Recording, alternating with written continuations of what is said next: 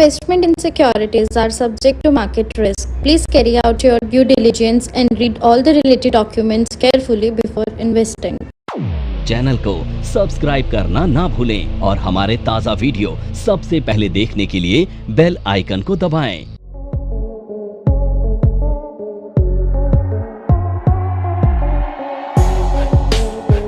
नमस्कार दोस्तों, जैसे कि हमने आपको पिछले एपिसोड में बताया था कि कैसे अमीर आदमी टैक्स बचाते हैं। अब हम आपको बताते हैं कि अमीर आदमी टैक्स ही नहीं बचाते, अपने इनकम को मल्टीफोल्ड ग्रो कैसे करते हैं। तो सबसे पहले हम आपको कंपैरिजन्स करेंगे मिडिल क्लास और एक रिच क्लास के बीच में, और फिर हम आपको बताएंगे कि क्या क्या चीज़ें होता है जो इनको मल्टीफोल्ड ग्रो करता है और इनकी कैसे लॉबी होती है। आपको पता है, आपको जानकर आश्चर्य होगा कि हाई अर्निंग पीपल्स की एक लॉबी चलती है और इनकी लॉबी इतनी स्ट्रांग होती है कि वो रनिंग गवर्नेंस के ऊपर भी इन्फ्लुएंस डालते हैं, जिसका कि बेनिफिट उनको मिलता है। तो आइए हम आपको आज बताने जा रहे हैं क्या चीज़ें होती है। अगर आप एक मिडिल क्लास पीपल हो तो आपके घर में बचपन से ही कहते हैं भैया तुम अपनी मेहनत करो, पढ़ाई करो, एक अच्छा जॉब ले लो। हम जॉब ले लेते हैं। अब जॉब लेने के बाद हम क्या करते हैं, उससे कमाई होती है। मान लीजिए अगर आपके परिवार में आप अकेले कमाने वाले हैं और आपका इनकम 24 लाख रुपया है, मेरी बात ध्यान से सुनिएगा, तो आपको टैक्स भरना पड़ेगा ज़्यादा। और अगर आपके फैमिली में 2 बंदे कमाने वाले हैं और दोनों का क्लबिंग इनकम अगर 24 लाख है तो उनको टैक्स, मेरी बात ध्यान से सुनिए। अगर आप और आपकी वाइफ है, आपकी वाइफ जो है हाउस वाइफ है, वो घर को बड़ी अच्छी तरह से मैनेज कर रही है, आप फ्री होके कमा रहे हो और आपका इनकम हाई है, आपको 24 लाख या उससे ज़्यादा का इनकम हो रहा है, तो सरकार आपसे टैक्स लेगी, मतलब 30% टैक्स। क्यों? क्योंकि अगर हम इसकी बात करते हैं तो स्लैब के हिसाब से कितना होना चाहिए टैक्सेस, तो आइए हम आपको स्लैब को एक बार फिर से आपको याद दिला देते हैं। तो स्लैब के हिसाब से आपके पास अप टू 4 लाख तक कोई टैक्स नहीं है, नील। 4 लाख से लेके 8 लाख तक अगर आप कमाते हैं तो आपको 5% टैक्स देना पड़ता है ना। और अगर आप 8 लाख से लेके 12 लाख तक कमाते हैं तो आपको उस स्लैब का कितना 5 हो गया ये, तो आपको 10% टैक्स देना पड़ता है। फिर 12 लाख से लेके अगर आप 16 लाख तक आ जाते हैं तो आपको 15% टैक्स देना पड़ता है। और अगर 16 लाख से लेके 20 लाख तक आ जाते हैं तो आपको 20% टैक्स देना पड़ता है।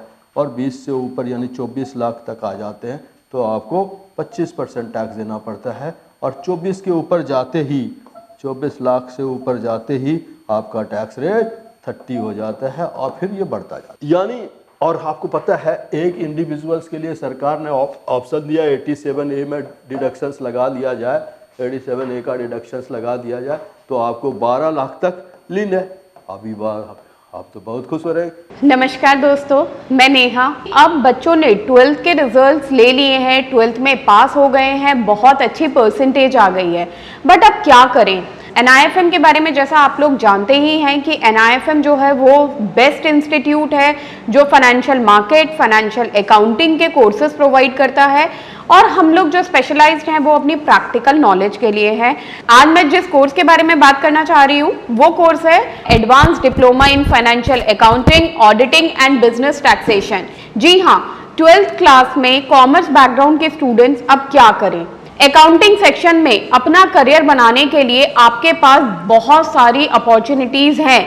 आज हर एक कंपनी 2 से 3 अकाउंटेंट को रिक्रूट करती है, और अगर हम बात करें बड़ी बड़ी कंपनीज की तो पूरे अकाउंट्स की एक टीम होती है जिसके अंदर 50 से 100 लोग काम करते हैं। हर सेक्शन के लिए, हर डिवीजन के लिए अलग अलग इंसान की जरूरत होती है, तो वो इंसान आप क्यों नहीं है। आप वो इंसान तभी बन सकते हैं जब आपके पास किसी डिग्री के साथ साथ कोई प्रोफेशनल क्वालिफिकेशन होती है।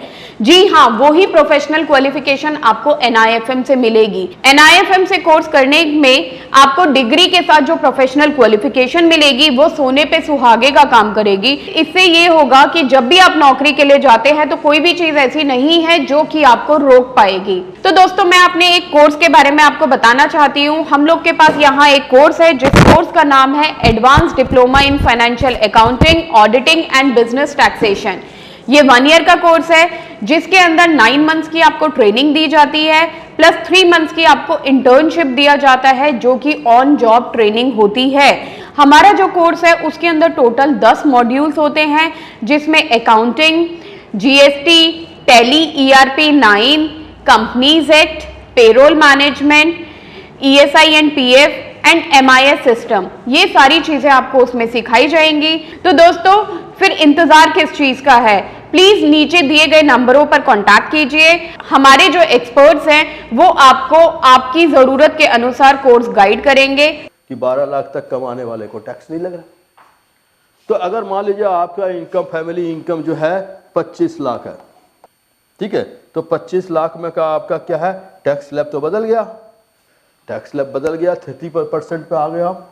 और अगर आपका घर का इनकम मान ले 12.5 लाख आप कमाते हैं और 12.5 लाख आपकी वाइफ मिसेस कमाती है, तो आपका इनकम 25 लाख होने के बावजूद भी आप क्या कर रहे हैं, है ना, 25 लाख होने के बावजूद भी आप टैक्स नहीं दे रहे हैं, नील, जीरो टैक्स। क्यों? क्योंकि दोनों का सैलरी इनकम है। 12 लाख तक तो ऐसे छूट है, 12 लाख का 75,000 भी अगर आप कमाते हैं तो 75,000 का स्टैंडर्ड डिडक्शंस आपको मिल गया, तो बचा 12 लाख। 12 लाख में आपको 60,000 का 87A में डिडक्शंस मिल गया, तो आपका टैक्स एग्जेम्प्ट, टैक्स नहीं देना पड़ेगा। तो पहली बात है कि मिडिल क्लास में अगर मल्टीपल इनकम्स कर रहे हैं, मल्टीपल सैलरीज ले रहे हैं, सैलरी अगर लो है तो फिर कोई बात नहीं, आपका काम चलता जाएगा और आप इस तरह से अपने इनकम को बरकरार रखते हैं। अब आते हैं अमीर आदमी क्या करते हैं। तो भाई अमीर आदमी बिजनेस करते हैं, आपको पता है वो बिजनेस करते हैं, और बिजनेस में ना बहुत ही मामूली सैलरी, अब टू एग्जेम्प्टेड तक तो वो दिखा देते हैं सैलरी इनकम, एक होता है उनका सैलरी इनकम।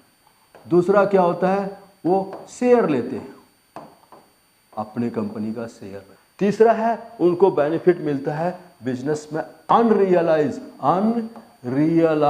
इनकम का, यानी ऐसा इनकम जो हुआ नहीं उसका बेनिफिट मिलता है। अच्छा, जो इनकम हुआ नहीं तो उसका बेनिफिट कैसे उसको मिलेगा, क्योंकि ये अनरियलाइज इनकम जो है वो बैंक इसको एज ए कोलेटरल मानती है। आपका जो अनरियलाइज, आपने सुना होगा कि आप अपना पिछले साल का बैलेंस शीट और करंट ईयर का balance sheet, projected balance sheet बना दो, हम आपको लोन दे दें।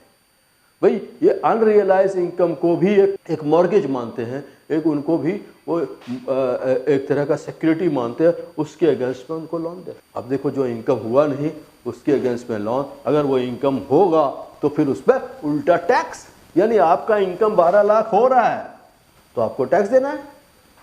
उनका इनकम 50 करोड़ 100 करोड़ नहीं हो रहा है, वो प्रोजेक्टेड है, होगा, तो उनको उल्टा लोन मिल रहा है उसके बदले में, क्योंकि वो कोलेटरल बन गया उनका। तो दिस इज द डिफरेंस, यहाँ पे उसको कोलेटरल माना जाता है, जबकि यहाँ पे वो आपका इनकम हुआ। तो 12 लाख के इनकम पे आपको टैक्स लग रहा है, लेकिन वो 100 करोड़ का भी दिखा देगा अपना बिजनेस हो, तो कोलेटरल मान के उसको बेनिफिट मिलेगा, वो लोन मिलेगा उनको, बैंक लोन। और आपको जानकर खुशी होगी कि बड़े आदमी का ज्यादातर खर्चा लोन से चलता है। NIFM के पास बहुत सारे कोर्सेज हैं, जिनमें से एक कोर्स के बारे में मैं अभी आपको इस वीडियो के माध्यम से बताना चाहती हूँ।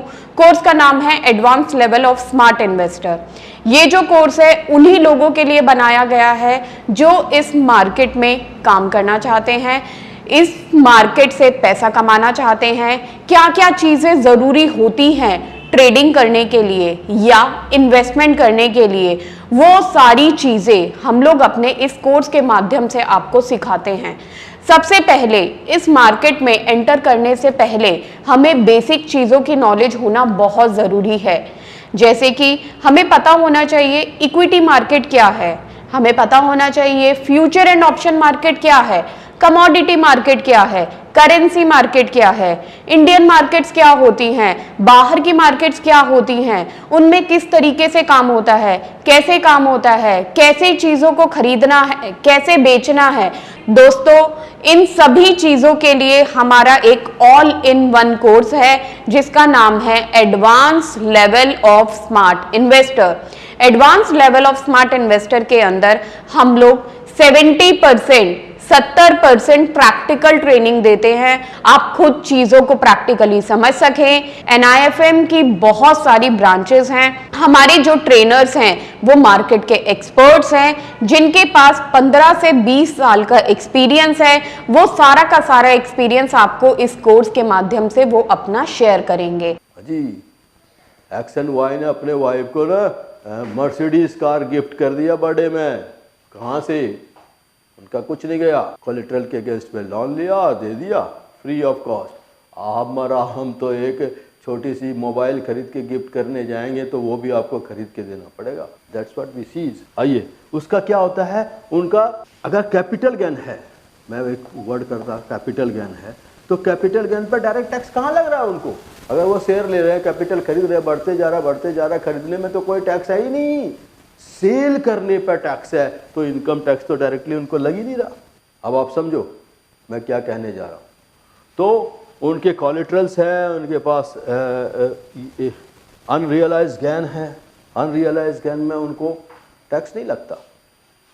तो इस तरह से हमने आपको बताया ये सारे काफ़ी चीज़ें हैं जो उनको टैक्स बेनिफिट देता है और जो अमीर आदमी को और अमीर और गरीब आदमी को और गरीब बना। फिर आते हैं, इनका एक कंसेप्ट होता है, खरीदो अपने पास, बढ़ाओ उसको, रखो अपने पास, और उसके अगेंस्ट में बोरो करो लोन।